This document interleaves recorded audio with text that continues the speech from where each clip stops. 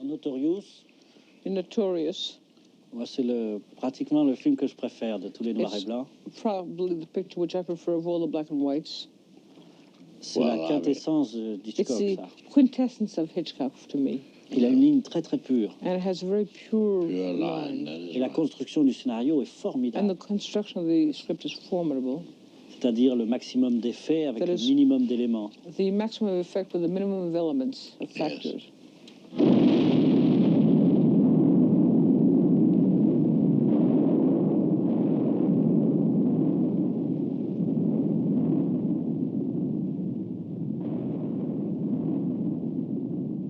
If you like the sort of things I like, the sort of unexpressed sexual lines running through it underneath the thriller, I was like a child. It was what I've been looking for all my life. Once upon a time in 1946, Alfred Hitchcock made Notorious, known in France as Les Enchaînés, a love story woven into a spy drama. World War II is over. In a court in Florida, a Nazi spy is sent to prison. His daughter, Alicia, played by Ingrid Bergman, has become an alcoholic. She is recruited by an American Secret Service agent, Devlin, played by Cary Grant. Her mission is to infiltrate a group of Nazis who have fled to Rio, among them Alex Sebastian, an industrialist working for IG Farben, who is played by Claude Rains. They are suspected of dealing in uranium, which they need to produce an atom bomb. Devlin and Alicia fall in love, but the American Secret Service force her to marry Alex Sebastian. The lovesick Nazi discovers Alicia's ploy. Urged on by his domineering mother, he poisons Alicia. Devlin saves her at the last minute. The love story relationship involves this Secret Service man really, in a way, prostituting the woman he loves so that more can be learned about the Nazi plot. And she understands this, but she knows she's being used. And it brings a hostility into the love story that I think was very striking when the film came out, very new, and still looks special. I suppose you knew about this pretty little job of mine all the time. No, I only just found out about it. Did you say anything? I mean, that maybe I wasn't the girl for such shenanigans. I figured that was up to you, if you'd care to back out. I suppose you told them Alicia Huberman will have this Sebastian eating out of her hand in a couple of weeks. She's good at that, always was. I didn't say anything.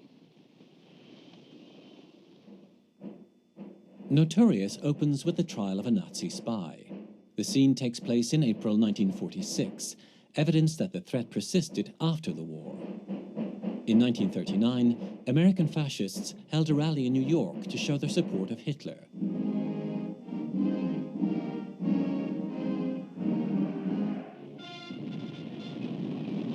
But the Japanese bombing of Pearl Harbor in December 1941 pushed America into the war. Shortly afterwards, the FBI put on trial 33 spies found working for Germany on American soil.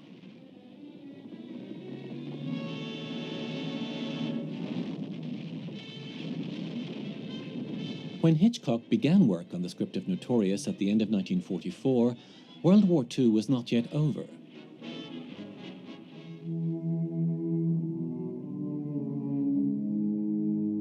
In Britain, where he was born, Hitchcock had already made 4 films dealing with the rise of Hitler, among them The Lady Vanishes. In Hollywood, he followed them with 3 films that were all strongly anti-Nazi: Foreign Correspondent, Saboteur, and Lifeboat. Hitchcock had been thriving in the English film industry, making comedy thrillers, very tight, very cheap films by American standards, suspenseful, but with that Hitchcockian air of comedy in them. Very, very well made films, very tightly controlled films by the director. And Hitchcock, who had begun as a graphic artist, that was his sort of his training, was a visualizer. He was one of the great directors of all time, I think, at visualizing shots. The medium of pure cinema is what I believe in. The assembly of pieces of film to create fright is the essential part of my job, just as much as a painter would, by putting certain colors together, create evil on canvas. My grandfather was known for his just extraordinary imagination, and I don't know, you could say he was pretty much a loner as a child, and he became very involved and loved the movies and loved going to the movies. So, you kind of wonder if all that, because he was alone so much, sort of fueled the imagination for him. But his imagination was incredible, and his wit and sense of humor were so quick that some of that I'm sure is just you're born with, but I don't know. I think a lot of it was just his early childhood maybe, and his creativity for just being by himself a lot. You always pick very beautiful women for your pictures. Were you a ladies' man, or were you a shy chappie? I was a loner. You were a loner. In 1939, Hitchcock arrived in Hollywood with his wife and collaborator, Alma Reville. He was 40 years old, with already 24 films to his credit. David O. Selznick, the producer of Gone with the Wind, had offered him a contract, as he'd also done for Ingrid Bergman, a 23-year-old Swedish actress whose mother was German. Selznick suggested changing her name to something more American, but she refused. Rebecca, Hitchcock's first American film, won the Oscar for Best Film of the Year. His next collaboration with Selznick was on a film about psychoanalysis, Spellbound, with Ingrid Bergman. The script was by Ben Hecht, a New York Jew, a successful dramatist, and one of the most famous Hollywood screenwriters. His best-known work included Howard Hawks' Scarface and William Wyler's film of Wuthering Heights. He and Hitchcock wrote Notorious together. Ben Hecht was a fervent Zionist. He was very much aware of what was going on in Europe during the war in terms of the genocide.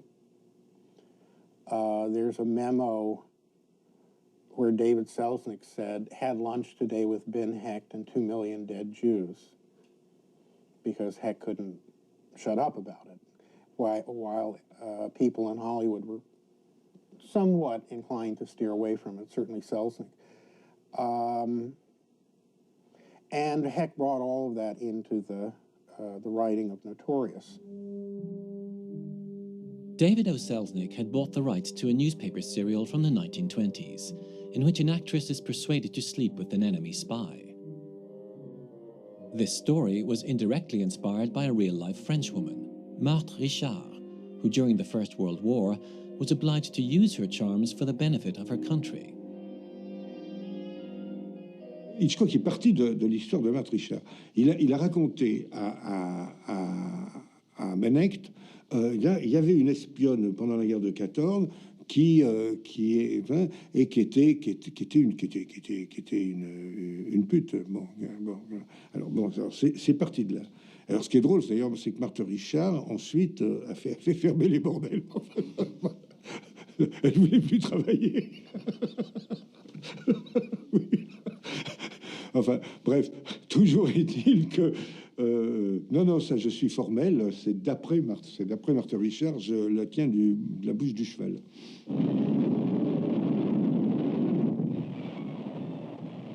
When the United States joined the war at the end of 1941, the American government used Fort Hunt, south of Washington, to interrogate more than 3,000 German prisoners. Among them were many scientists and experts in ballistics and atomic research.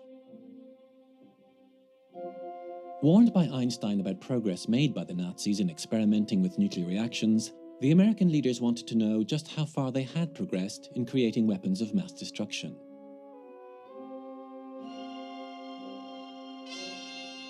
From 1942 onwards, American, British, and Canadian scientists worked together in New Mexico on the Manhattan Project. By the beginning of 1945, 3 nuclear bombs were ready. The first one was tested in July in the American desert. The atomic bomb was one of the great secrets of all time, but it wasn't completely secret. I think people had heard about some project being in development, and this is not just the matter of a high secret being leaked. Part of it is, I think it was people's worst fear, and there were certainly reports about the project to create this super bomb that would serve the United States and the Allied interest, that would end the war and would be a deterrent to future wars. Hecht, who had his ears to the ground, and Hecht, who was very much involved with keeping up with the war effort, and I think he certainly had his sources in Washington. Nobody has ever accused Ben Hecht of not being in the know. It's quite likely that it was Hecht who came across this, but Hitchcock and Hecht collaborated on building it into the film. And I thought of the idea they were collecting samples of uranium-235, from which the future atom bomb would be made.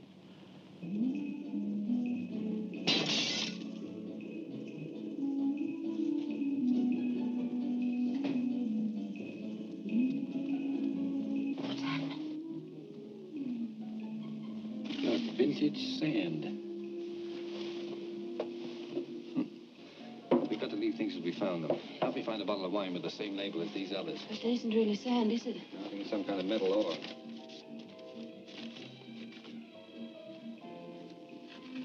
Ben Hecht and I went over to Ben Hecht et see moi-même, nous avons été voir at Caltech, which is the big Institute of Technology of California, Caltech, at Pasadena, à Pasadena, to meet Dr. Millikan. Pour rencontrer le docteur Millikan. At that time, the leading scientist in America. À ce moment-là, le plus grand scientiste de l'Amérique. And we were shown into his office. Our first question was, notre première question a été, Dr. Millikan, Dr. Millikan, how big would an atom bomb be? And he looked and said, do you want to get arrested? Voulez-vous faire arrêter, il nous a dit. Do you want to get me arrested? Voulez me faire arrêter, moi? And then he spent an hour telling us how impossible it would be. Et il a passé 1 heure à nous dire à quel point ce serait impossible. He loved telling the story that after that, he was followed by the FBI. And he knows he was on the FBI's list as a potential, they didn't know, spy or whatever. But to him, that was very exciting. In August 1945, the first atom bomb was dropped in Hiroshima. The nuclear apocalypse did not provoke the expected reaction. Japan surrendered only after a second bomb devastated Nagasaki.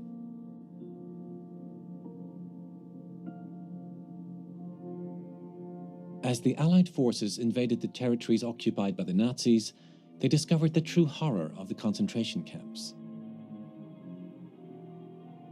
In Poland, the Red Army liberated camps built for the extermination of Jews and Gypsies.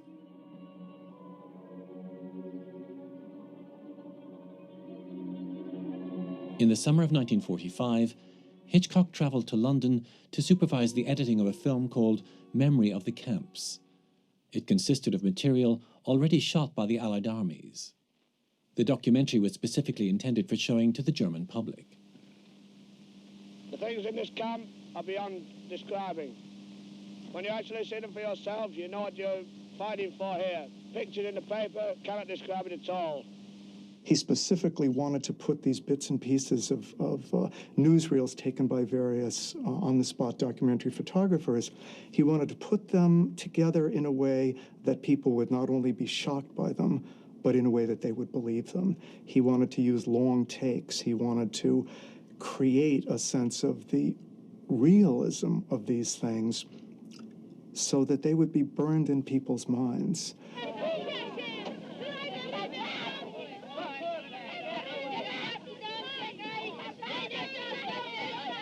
He said all his life he was tortured by what he saw, but he didn't regret doing it. It was so important.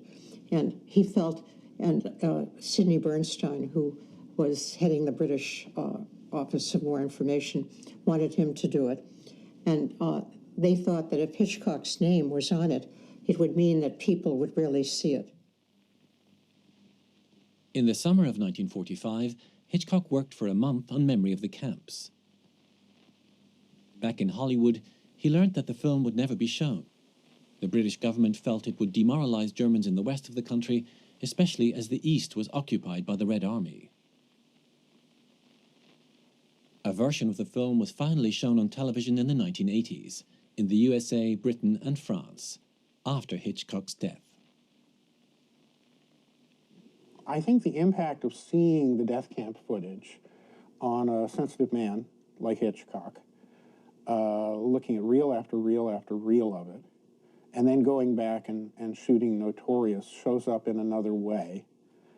And this could just be my fancy, but the wonderful photographic style of Notorious is very dark. There is a lustrous darkness to this movie, which is the first thing one thinks of when one thinks of Notorious. And I think that darkness is something that the director just carried back in his heart from his experience of working on Memory of the Camps. I think the Memory of the Camps is in the film, but it's in the film everywhere. In spite of constant revisions to the script of Notorious, David O. Selznick remained unconvinced by the idea of Nazis developing an atom bomb. He was also seriously distracted by his own superproduction, Duel in the Sun, which was going well over budget. Selznick decided to sell Notorious to RKO Studios as a package, including Alfred Hitchcock, the script, Ingrid Bergman, and Cary Grant. Thanks to the deal, the British director won his artistic freedom. RKO specialized in well-crafted B-movies shot in lustrous black and white. The studio's productions included the musical comedies of Fred and Ginger, as well as King Kong and Citizen Kane. Greg Toland, the cameraman responsible for the deep focus photography in Orson Welles' film, shot location backdrops for Notorious in Rio. Hitchcock and his cast never left California. Mother said that he was different than working with other directors because of his camera move. Sometimes an actor had to walk from here to there. Sometimes actors, you start the morning by going to the set and you rehearse the scene. And often it's the actor that decides, okay, I'm sitting there and I'm walking over there. And the director might say, well, I would prefer if you go from here to there because the background is better. But you couldn't do that with Hitchcock because a lot of it was planned with the editing and the camera move. But Mother loved it.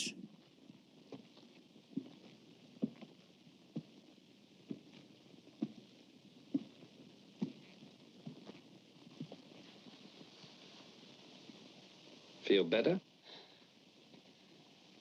What do you care how I feel? Everything is decided on paper. I do not improvise after the picture's finished, or very much while the picture is being made. A little bit is permissible, but if you don't make your picture on paper ahead of time with all the desired effects, if you cannot visualize or hear, then this would be like a musician composing with a full orchestra in front of him. So he's got his blank music and saying, flute, give me a note, will you please? And the flute gives him, thank you very much, and he writes it down. There's the comparison. I think the film should be made on paper ahead of time. What I discovered working on Notorious and looking at the way it grew while it was being shot was that for Hitchcock, the shooting of a film was not simply the recording of something that already existed in the form of script and storyboards. In fact, I never found any storyboards for Notorious. The truth of the matter is that except for action sequences where they were needed, he rarely followed storyboards and often didn't have them. And that effect of precision comes from his having a brain approximately as complex as the computer platform for CGI work, and an incredible eye, which enabled him to put something on the canvas, erase it, go back, put something else 3 days later, then add something over here that would balance it, and so on. That's the way Notorious was made. And the effect is of great precision, but the precision was in the result, not in the process.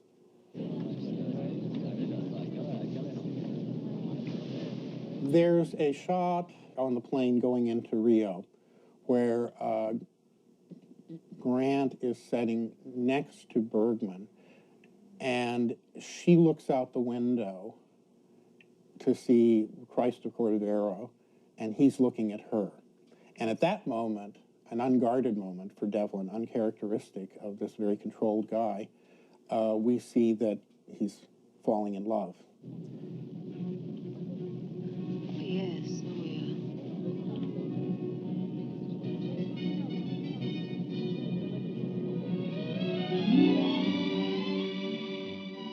And that was actually shot twice. It was shot, then he went and shot a rather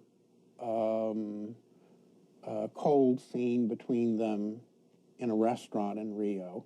And then he realized he needed something to signal to people before that underneath his stern demeanor, Devlin is in love with Elsa. And so he went back and reshot the scene on the plane. And this was really Hitchcock's way of discovering the film he was making in the process of making it, and it's why it's one of the great Hitchcock films.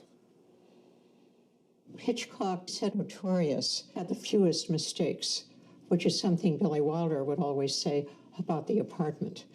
And when a picture turned out really well, he wasn't likely to say, oh, it was a great success, although he did sometimes say it about Shadow of a Doubt, which was personally very dear to his heart. But he would speak about Spellbound and Notorious often in terms of Ingrid, and what a joy it was to work with her, and what a perfect actress, and what a beautiful person, outside and inside.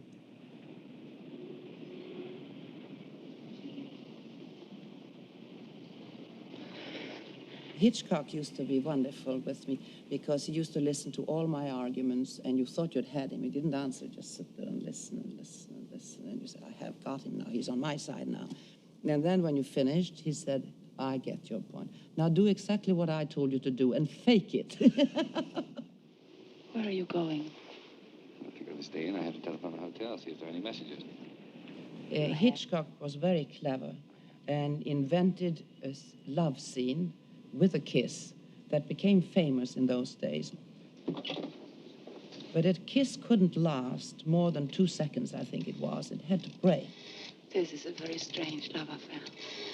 He couldn't be in a horizontal position, even with clothes on. And he invented this thing that they tried to cut, but he won because not one kiss was longer than 2 seconds, but there were so many of them, you see. When I don't love you, I'll let you know. You haven't said anything. Actions speak louder than words.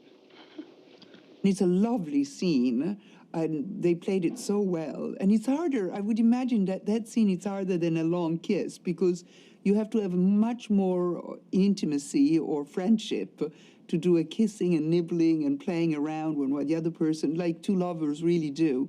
And they did that scene, but Hitchcock really did it because he wanted to piss off the censorship. And it turned out to be one of the, I think, one of the most tender and amusing loving scene in films.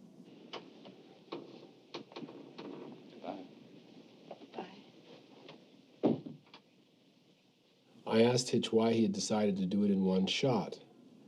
And he told me this elaborate story about being on a train once, somewhere in Europe, and watching a couple, arm in arm, walking in the fields.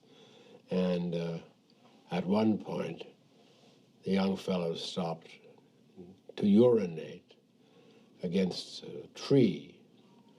And his girl didn't let go of him, you know, looked down occasionally, see how he was doing, and never let go. And I thought, there you are, you see, love cannot be interrupted, even by urinating. So I thought we'd do the whole thing in one shot. The fact that he was on a train when he saw that indicates a certain dolly shot. Hitchcock later said that in a shot like that, or a scene like that, there are really three characters. There are the two people that are kissing, and then there's the camera or the director watching this. Well, what is unusual there is that the stone face of the director has been digitally pasted onto the actor. That is the impassivity of the director watching the kiss and empathically participating in it, because essentially the story of Notorious is contained in that shot. A man who's in love with a woman throws her into the arms of another man and watches while she marries him, makes love with him, and so on. Not literally watching them make love, but that's what Hitchcock is doing in the kissing scene. And this is a kind of primal scene for Hitchcock in both senses of the word, because it's the little boy watching mother and daddy do it. It's a very complicated love story because Cary has a great dichotomy of how he feels about her. He's torn between wanting to believe that she's a whore and wanting to believe that she's not. It sort of tears him apart. It's not an uncommon emotion in men about women. Listen, you chalked up another boyfriend, that's all. No harm done. I hate you. There's no occasion to. You're doing good work. Number 10's out in front. Looks as if Sebastian knows how to pick 'em. Is that all you have to say to me? Dry your eyes, baby. It's out of character. Except keep on your toes. It's a tough job we're on. He's very cruel to her, and he keeps testing her. He keeps testing her to see what she'll do, and she doesn't want to be tested, really. I think it's unquestionably the darkest characterization of Cary Grant's career. I mean, I don't think he ever let himself get that dark again.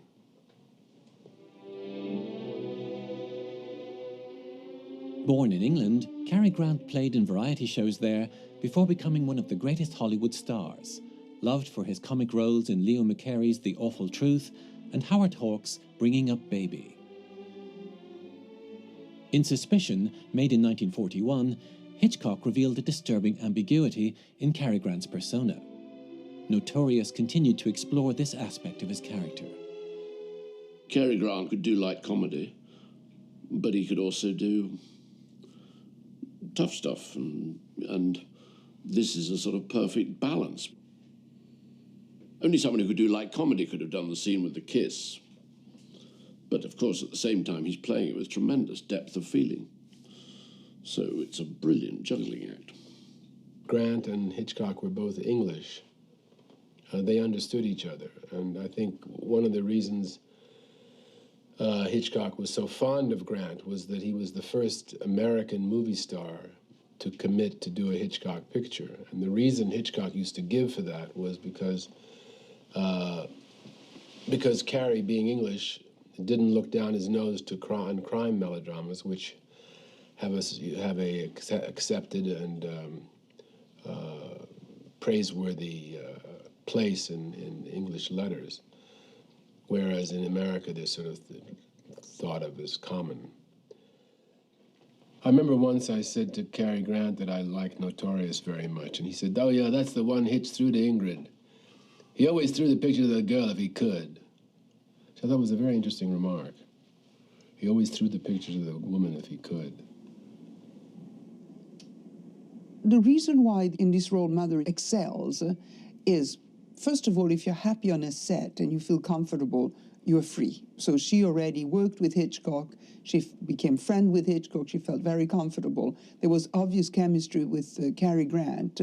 And she could play what she had that I think is this combination of a strength and an incredible innocence.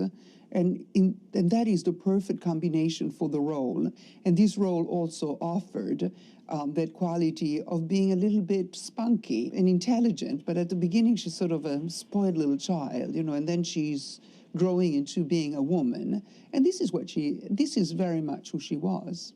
If you look at Bergman's career as a whole, she is, when young, this extraordinarily beautiful, lyrical,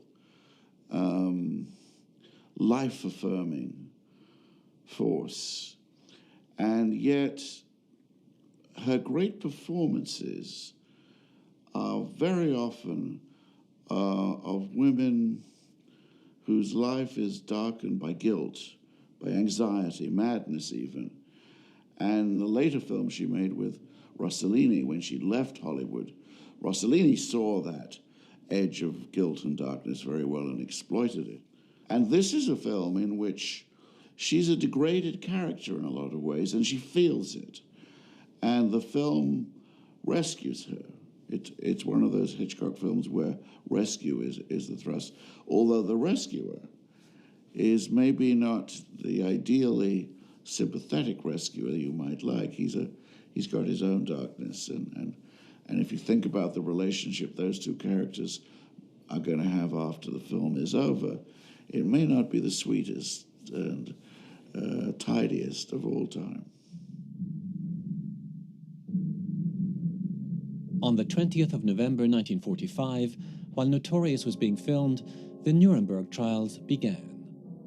25 leading Nazis were tried for crimes against peace, war crimes, and crimes against humanity. Other Nazis, such as Adolf Eichmann, who devised the final solution, and Joseph Mengele, the SS doctor based at Auschwitz, fled to South America, passing through Franco's Spain. This was a journey predicted by Hitchcock and Hecht in the screenplay of Notorious. Miss Huberman? Yes. Please forgive me for keeping you waiting. Not at all. You resemble your father very much. I'm Alex's mother. I knew when I saw you. Alex has always admired you. Now at last I know why. The film has one of Hitchcock's great mother figures, and he specialized in them. And Psycho is the sort of locus classicus of this, but he had very ambiguous feelings over mothers, and the mother in Notorious is the mother to the villain, and she's extremely protective, even to the point of being crushing. And there are moments where you realize that this mother, who obviously loves her son in many ways, she's also in love with causes, the Nazi cause, so that she may have to destroy him too. As to the reason or what lies behind Hitchcock's sense of motherhood, you have to wonder what it meant in terms of his own life. I don't think we don't know enough about his own life, and he certainly didn't reveal it. I think there's enough in the films for one to speculate that he had a confused feeling about his mother, yes. But a lot of people do. My great-grandmother, my grandfather's mother, was, I never knew her. She passed away before I was born. But she, from what we had heard, he was very close to her, and she was a good mother, but she was a domineering personality. And you tend to see that in some of his movies where, like in Notorious, the mother, Psycho, but, you know, obviously she was not like Psycho. And North by Northwest is also the mother who plays a big role in their life, sometimes not always the best thing in the world, but that you listen to no matter what.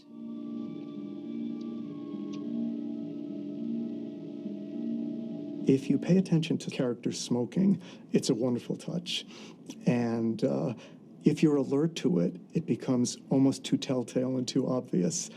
the bad guys and the characters when they turn bad, like the Devlin character, when they pick up a cigarette, watch out. Now, smoke in a Hitchcock film is a wonderful visual touch, and he uses it very, very effectively in this film. De temps en temps, il fait un truc très astucieux que j'ai piqué à mort. Il fait un truc très astucieux, c'est d'utiliser ces objets, ces objets signes, comme signes d'éléments de l'intrigue, pas de l'intérieur des personnages, de l'intrigue. À partir du moment où le spectateur est habitué à ce que l'objet ait un rôle dans l'intrigue, un rôle souligné dans l'intrigue, il finit par comprendre que parfois, quand ça n'est pas dans l'intrigue, ça doit bien vouloir signifier quelque chose ailleurs. Within a minute.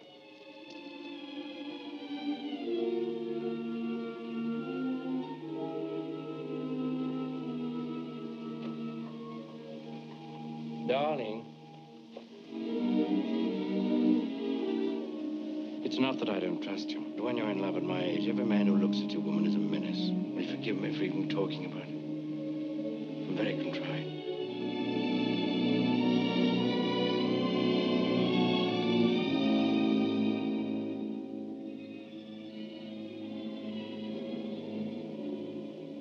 Really, what he's doing in all his films is teaching us how to look, shaping our gaze, and he's teaching us to see things that are they're like clues, but they're more like incriminating elements and things that someone is guilty to possess because they give away so much.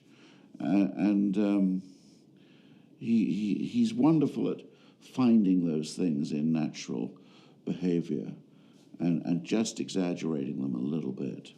I love his description of going for the key to the wine cellar. They built an elaborate wooden crane in order to make the camera come down to that key in her hand. And I asked him why he'd gone to such lengths to do that shot. I mean, it could have been done a number of different ways. You could just show a wide shot and cut in closer and then cut to the hand. I mean, it could have been done very simply other ways. But why did he do it that way? He said, well, that's a cinematic way of saying in this great party, this great hall with a lot of people, a lot of hubbub, the whole thing comes down to a small key in somebody's hand. So it's a way of visually saying that. It's like a paragraph in a story, in one shot. It's a model of filmmaking, storytelling in movies. It's an exceptional shot because it gives you suspense, because the fact that the camera is moving, even though the audience perhaps isn't conscious, they're aware that something's happening and they're being taken somewhere for a purpose.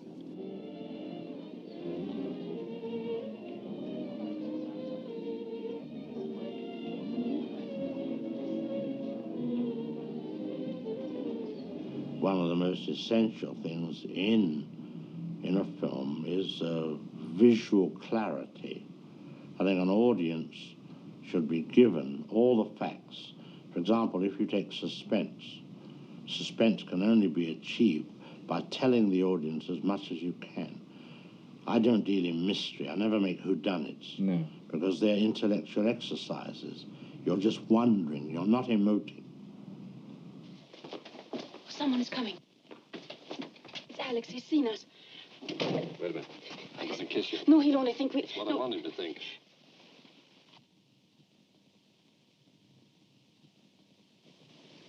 You'd better stay upstairs, Joseph. They may need you. Yes, sir.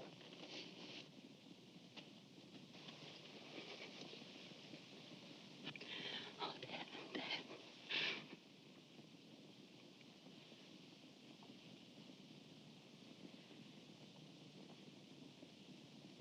Push me away.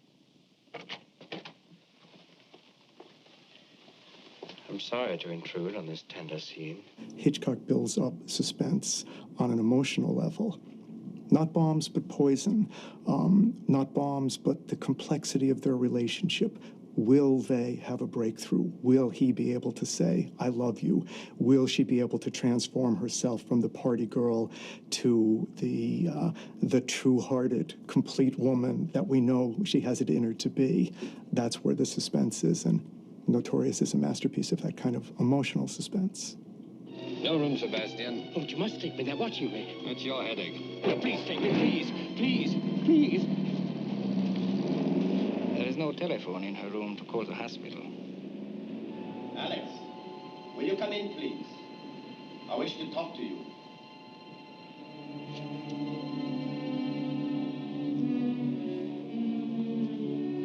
The real thing is why Claude Rains decided to play it sympathetically. In other words, he was the villain, he was a Nazi, and he chose to play it on this very, you know, on a level that you wouldn't have expected. You'd expect him to play it as a sort of horrible fellow, but actually he was very sympathetic, and so that when, as it were, Ingrid Bergman is betraying him or exposing him or whatever, you feel rather sorry for him. And when he has to go and face his terrible mother and those dreadful people at the end, it upsets you.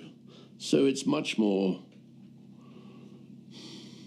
It's more to do with emotion than you would expect a film like that to be about. The film ends in a way that we want to believe is the triumph of love. The man is transformed by love, the woman is redeemed by love, and they ride off, presumably happily ever after. But there are a couple of things that maybe undermine that. First of all, there's the 105 minutes of the film that come before that, and those crises and those difficult moments are absolutely unforgettable. And then there's a reminder, of course, that the very ending of the film is, let's say, that nasty business of Claude Rains walking back into the house. And that's kind of one of the byproducts of the triumph of love, facing certain extinction at the hands of his erstwhile friends. So it's quite a problematic view of love. A triumphant love story, to be sure, but a problematic analysis of love also.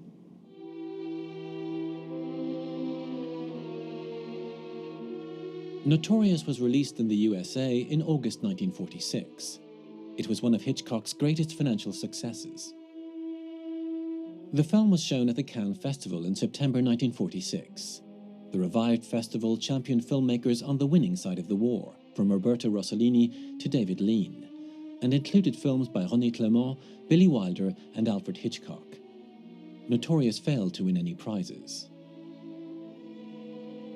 When Notorious opened in France in 1948, the publicity claimed it featured the longest kiss in the history of cinema. Most critics only regarded the film as a fine piece of entertainment.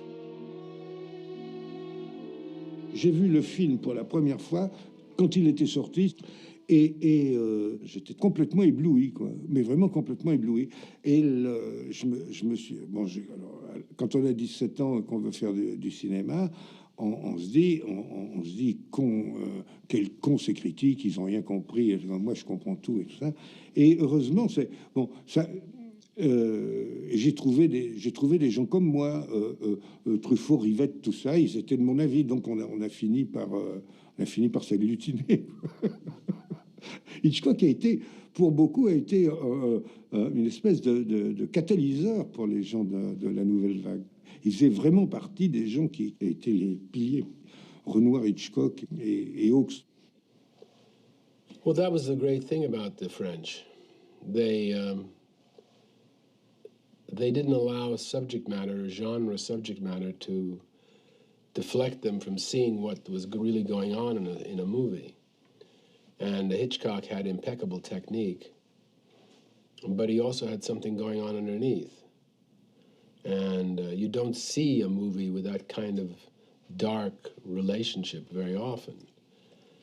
Even serious, quote, serious films don't go that deeply into a kind of sadomasochistic relationship, really. Notorious had not yet been released when on the 5th of March 1946, Churchill declared that from Stettin in the Baltic to Trieste in the Adriatic, an iron curtain has descended across the continent.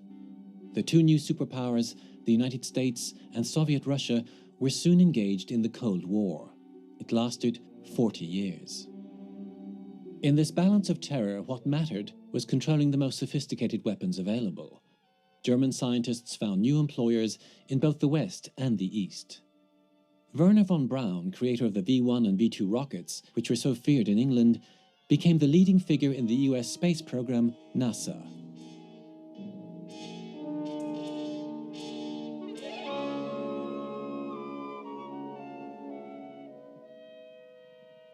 We go through the war fighting the good fight, and we believe in heroes. We believe in the justice of the war. But then very shortly after the war, the discovery of the camps, the demonstration of what the bomb is going to do to change everything, they teach us that there is a kind of deeper evil in mankind, or a more foreboding quality that will be much harder to escape and deal with than a just war. Life has suddenly got a lot more complicated.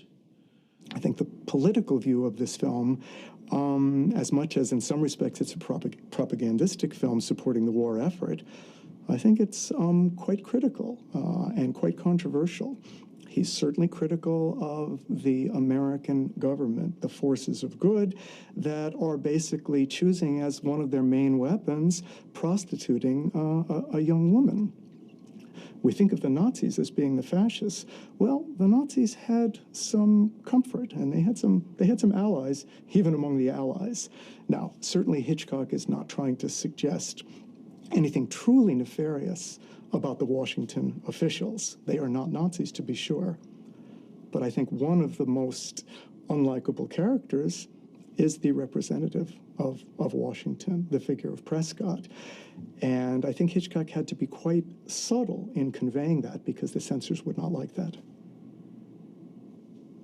Claude Rains works for the chemical company, IG Farben, in the film. Hitler built Auschwitz for IG Farben. It was essentially a slave labor camp for the use of IG Farben. And IG Farben manufactured Zyklon B, which was the gas that was used to gas people in the death camps. Bad company. Sebastian's house is a cover-up for whatever this Farben group's up to here in Rio. We've got to get Miss Huberman inside that house and find out what's going on there. Something strange happened at the end of the war, and you can see this in a recent film of Steven Soderbergh, the good German. There was a new enemy, Russia, and suddenly Germany, IG Farben, Franco, all of these old enemies were suddenly a bulwark against communism.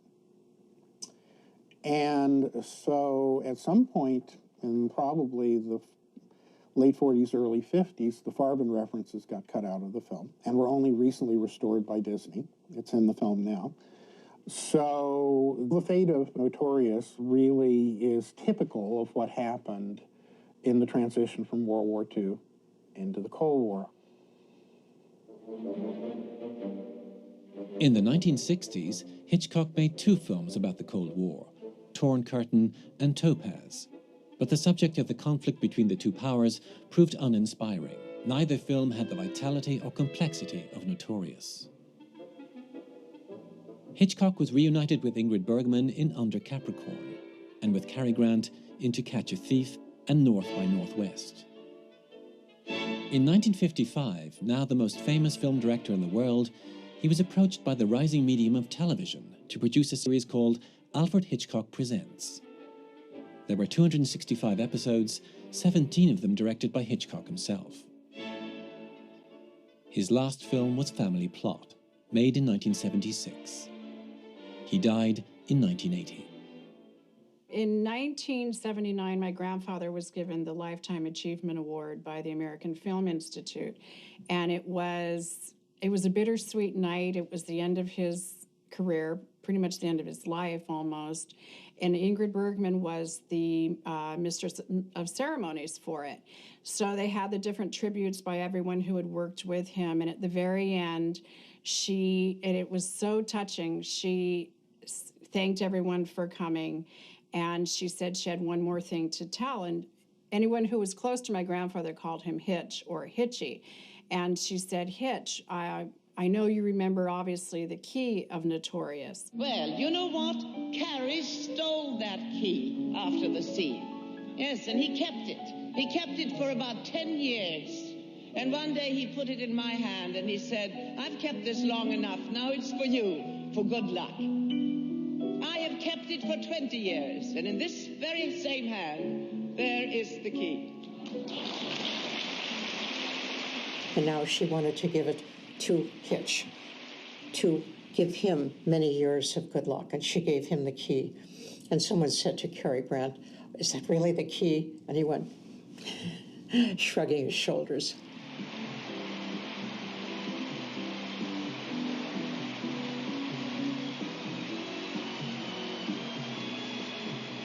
C'est-à-dire que finalement, This is that finally vous êtes surtout intéressé you have taken a particular interest en vous abritant derrière une histoire de caractère policier in taking the framework of a police story à filmer des dilemmes moraux. in filming moral dilemmas.